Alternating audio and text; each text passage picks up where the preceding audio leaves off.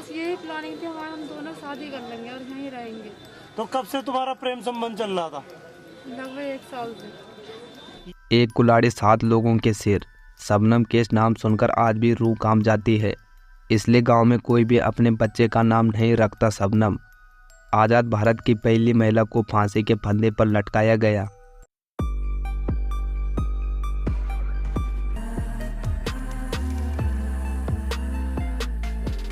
नमस्कार दोस्तों, स्वागत है आपका क्राइम की एक नई स्टोरी में। जिस स्टोरी को सुनकर आपके रोंगटे खड़े हो जाएंगे। कैसे एक महिला ने लव के चक्कर में अपने परिवार के 1 नहीं 2 नहीं 3 नहीं पूरे 7 लोगों को मौत के घाट उतार दिया। ये आज़ाद भारत की इतनी खौफनाक घटना बनी कि पूरे देश को हिलाकर रख दिया था। अमरोहा की जेल में बंद आज़ाद भारत की पहली महिला को फांसी के फंदे पर लटकाया गया था। मथुरा स्थित उत्तर प्रदेश के इकलौते फांसी घर में इसके लिए तैयारी शुरू कर दी गई थी। मेरठ के पवन जलाद ने फांसी घर का दौरा किया था।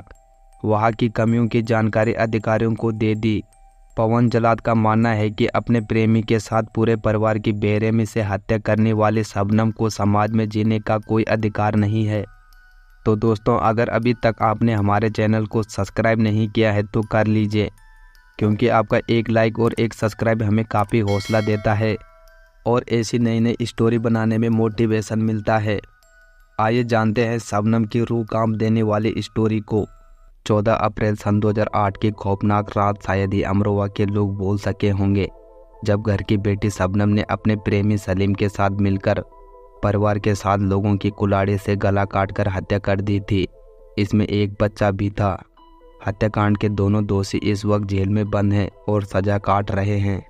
उत्तर प्रदेश के जनपद अमरोहा के बावनखेड़ी गांव में 14 साल पहले यह खौफनाक वारदात को कैसे अंजाम दिया गया था। पुलिस ने 4 दिन में कैसे मामले का पर्दाफाश किया था। बावनखेड़ी गांव में रहने वाला सकीत एक कॉलेज में एक लेक्चर थे। उनका एक बेटा MBA और दूसरा इंजीनियर था।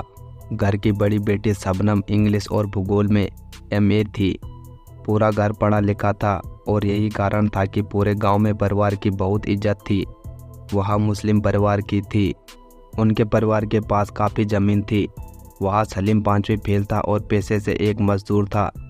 इसलिए दोनों के संबंधों को लेकर परिजन विरोध कर रहे थे। 14-15 अप्रैल 2008 की रात शबनम ने सलीम के साथ मिलकर अपने परिवार में 8 महीने के बच्चे समेत 7 लोगों की हत्या कर दी थी। वह इकलौती अपने परिवार में बची थी। घटना के समय वह 7 महीने की गर्भवती थी।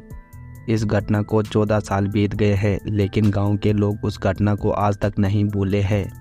गांव का कोई भी व्यक्ति अपनी बेटी का नाम शबनम नहीं रखता है। शबनम के घर के सामने रहने वाले अली ने बताया, शबनम के घर के कमरों में आज भी खून के दाग हैं। उस घटना के बाद से किसी के भी घर में शबनम का जन्म नहीं हुआ, मगर 14 अप्रैल 2008 की रात को जो हुआ वह किसी ने सोचा भी नहीं था। रात में पड़ोसी की सूचना पर पहुंची पुलिस के भी पैरों तले जमीन खिसक गई थी। दरअसल मकान में 4 कमरों में अलग अलग कमरों में भाई, उनकी पत्नी, उनके 2 बेटे, 1 बहू और 2 बच्चों की लाश पड़ी थी। सभी की गला काटकर हत्या कर दी गई थी। बस 11 महीने के बच्चे का गला नहीं काटा था। भाई के परिवार में इकलौता जिंदा बच्ची शबनम दाढ़े मार मार कर रो रही थी। इस सामूहिक हत्याकांड के खिलाफ लोगों में इतना गुस्सा था कि अगले ही दिन तत्कालीन मुख्यमंत्री मायावती को सकीत के घर आना पड़ा था। शबनम के चाचा सत्तर अली ने बताया कि उनके भाई के पास लगभग 30 बीघा जमीन थी। वह एक कॉलेज में टीचर थे। शबनम कॉलेज की बहुत अच्छी छात्रा थी। किसी को भी यकीन नहीं था कि वह इतना घिनौना काम करेगी।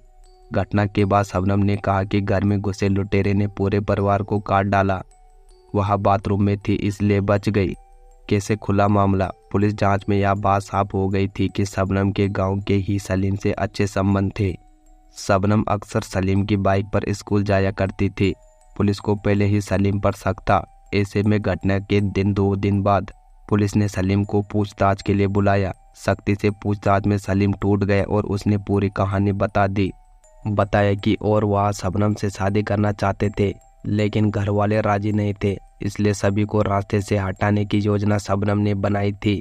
सलीम से वो कुल्हाड़ी भी बरामद कर दी जिससे सभी का कत्ल किया गया था। वारदात के बाद उस कुल्हाड़ी को तालाब में फेंक दिया गया था। शबनम के खून से सने कपड़े भी पुलिस बरामद कर चुकी थी। कैसे अंजाम दी गई थी वारदात को? शबनम ने उस खौफनाक रात की पूरी तैयारी कर ली थी। रात के खाने में उसने खीर बनाई थी जिसमें उसने बेहोशी की दवा मिला दी थी। जब सभी लोग खीर खाकर बेहोश हो गए तो तब शबनम ने फ़ोन करके सलीम को बुला लिया। सलीम ने सभी 7 लोगों को कुल्हाड़ी से काट दिया और फिर उस कुल्हाड़ी को तालाब में फेंकने के लिए निकल गया। बाद में शबनम ने अपने 11 महीने के भतीजे का गला घोट दिया था। पुलिस को शबनम पर शक हुआ क्योंकि परिवार में सिर्फ वही एक सदस्य जिंदा बची थी। पुलिस ने उसकी कॉल डिटेल खंगाली तो पता चला कि उसने 50 से 60 बार एक ही नंबर पर बात की थी। उस रात बारिश नहीं हुई थी। यह शबनम का पहला झूठ था। अगर चोर दरवाजे से बाहर निकला तो कुंडी अंदर से बंद कैसी थी? यह शबनम का दूसरा झूठ था। अगर चोर दीवार के रास्ते छत पर आया तो दीवार पर इसके कोई भी निशान क्यों नहीं थे? यह शबनम का तीसरा झूठ था। इसके बाद पुलिस ने शबनम को पकड़ा और बाद में सलीम को भी गिरफ्तार कर लिया गया, जहां उन्होंने अपना जुर्म कबूल कर लिया। जब शबनम को कोर्ट में पेश किया गया तो कोर्ट ने उसे फांसी की सज़ा सुना दी। शबनम ने फांसी से पहले जेल के अंदर एक बच्चे को जन्म दिया था। उस बच्चे को उस्मान सैफी और उसकी पत्नी वंदना ने गोद ले लिया था, जिसके बाद शबनम को फांसी के फंदे पर लटकाया गया था। तो दोस्तों, अगर आपने यहाँ तक वीडियो देखा है तो लाइक और सब्सक्राइब करना ना भूलें। अपनी राय कमेंट में ज़रूर दें। तो दोस्तों, मैं मिलता हूँ आपको एक नई स्टोरी के साथ। तब तक के लिए अपना ख्याल रखें और सतर्क रहें।